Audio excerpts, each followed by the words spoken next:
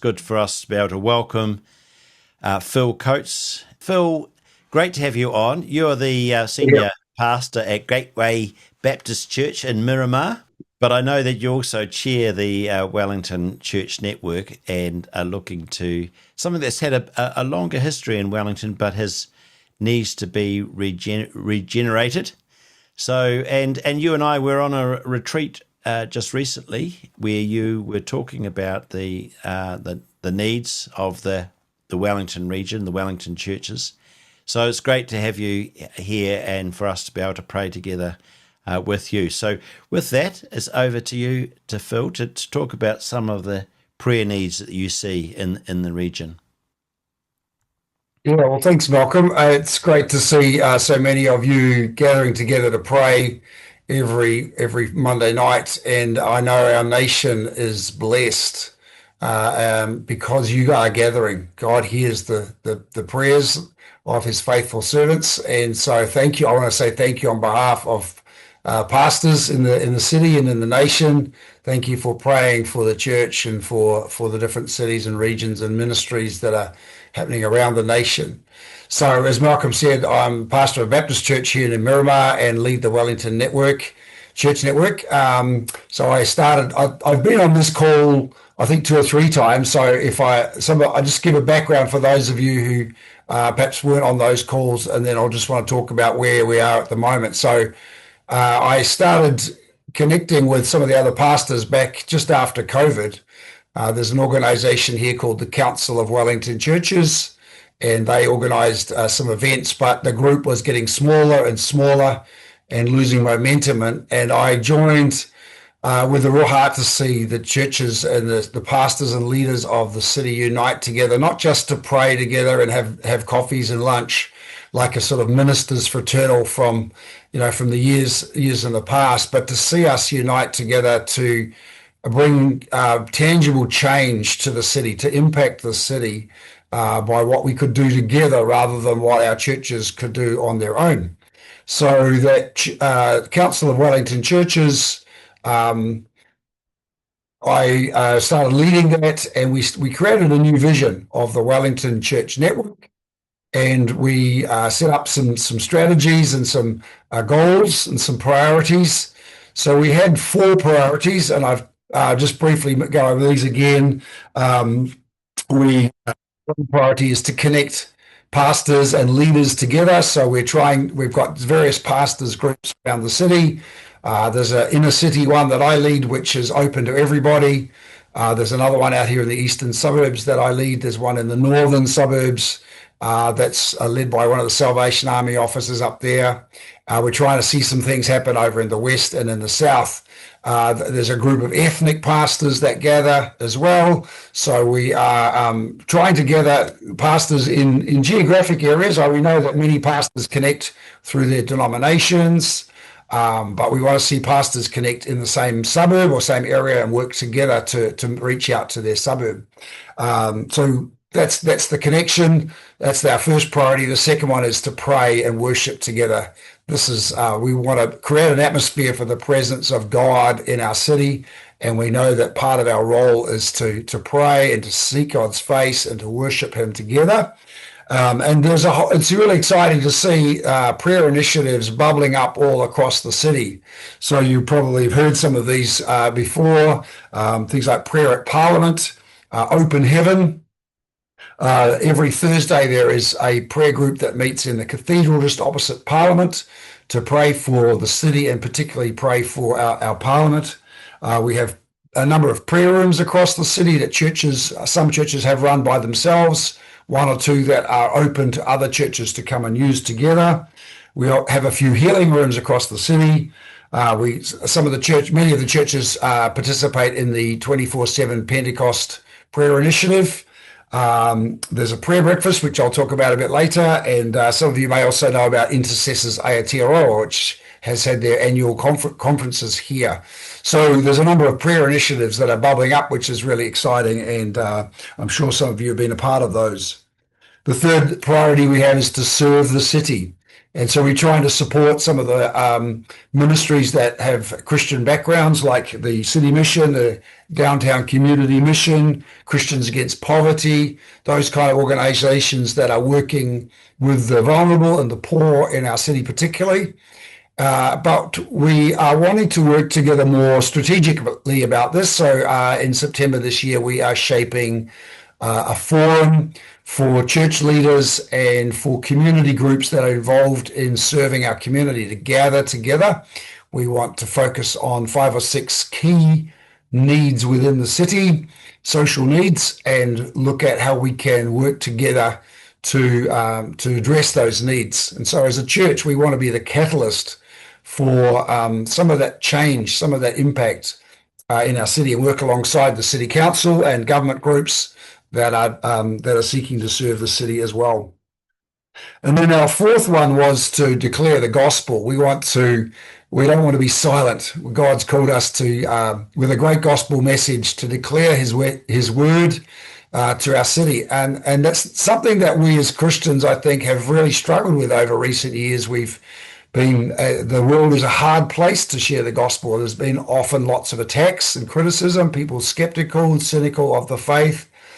But I think in recent years, there's been a real boldness that's growing in the church to speak out. There are groups that are going into the streets on a Saturday morning and preaching the gospel. I know of one church that goes around retirement homes and preaches gospel messages in the homes and seeing people come to faith. There's things happening at the university. So there's a number of groups that are seeking to raise the bar of evangelism in the city, and we're really excited about that. We participate in obviously the things like Alpha and the Hope booklets that were distributed to every home, praying through the whole city. We have the cross on Mount Victoria that we light the Council of Wellington Church has a responsibility to light that. So it's lit for about 6 or 7 weeks a year across over the city. You can see it at night from all around the city, and we're believing that is a prophetic act of lighting the cross, lighting the gospel, shining the light of Jesus over our city.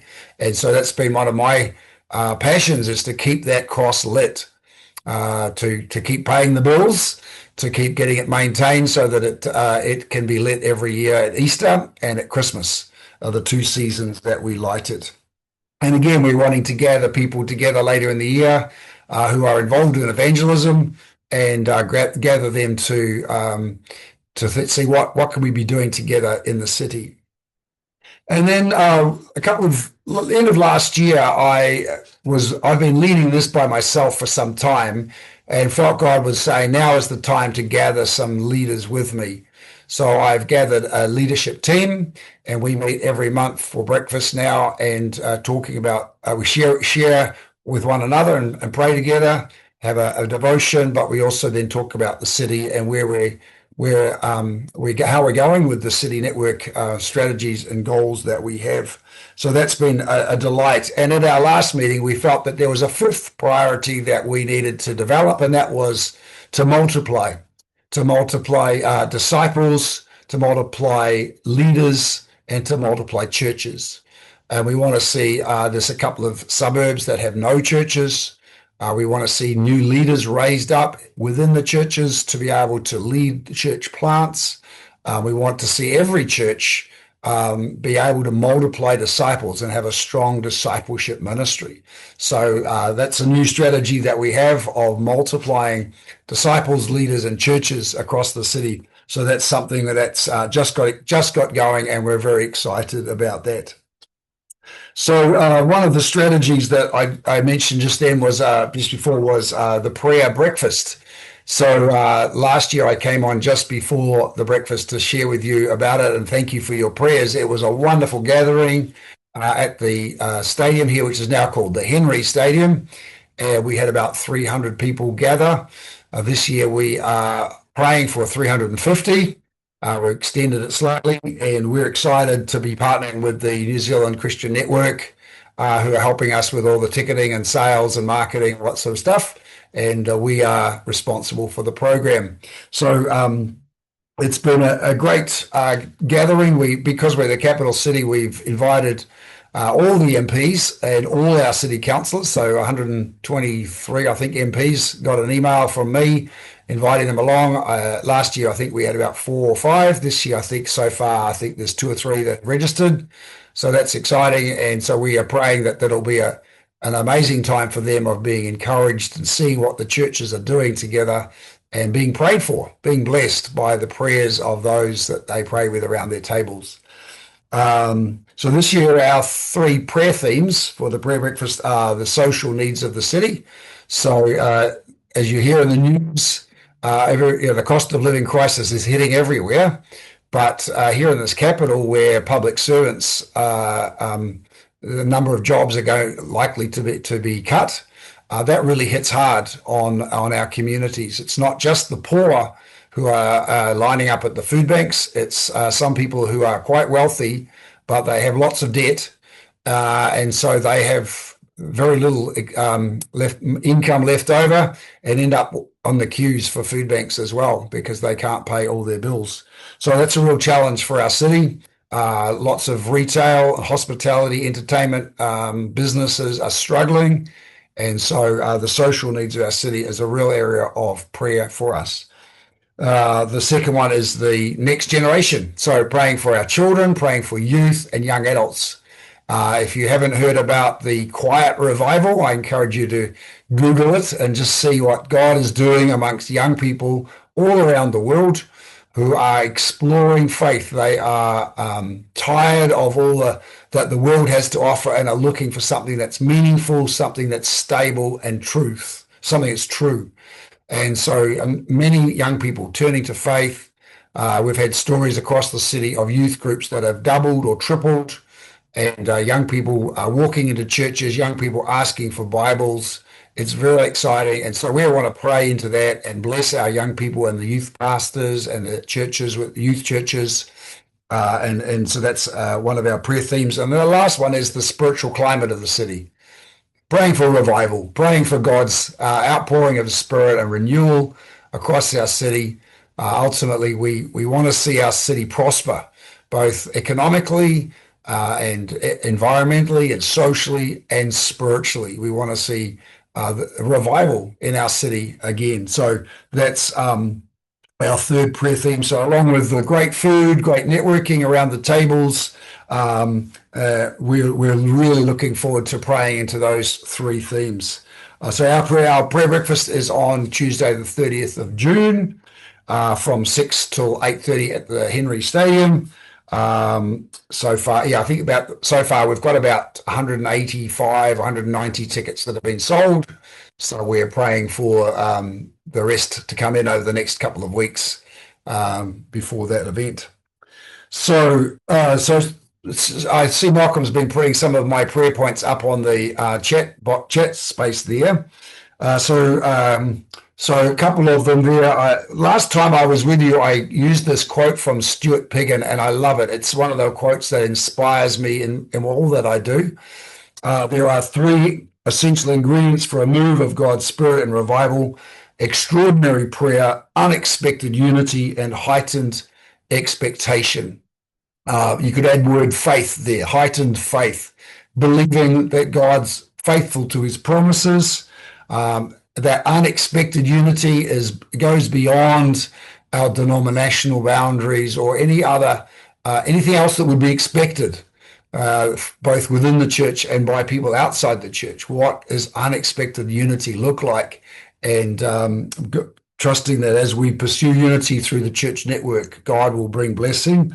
And then, of course, extraordinary prayer. And so some of those prayer initiatives are part of that for us. So how can we pray for growing relationships amongst the pastors and unity and trust, for the leadership, the facilitators team that I lead, for deepening trust and commitment and vision there, for the Council of Wellington Churches, that is like the trust board behind all of the work that we're doing. We're trying to find some more people to be on that board for us. For wisdom as we shape this workshop coming up in September on serving the city, and for God to gather the right people to be in the room to talk about that. Communication. As a pastor, I'm flat out with a whole lot of stuff, and communication of designing websites and emails and social media posts is not my forte.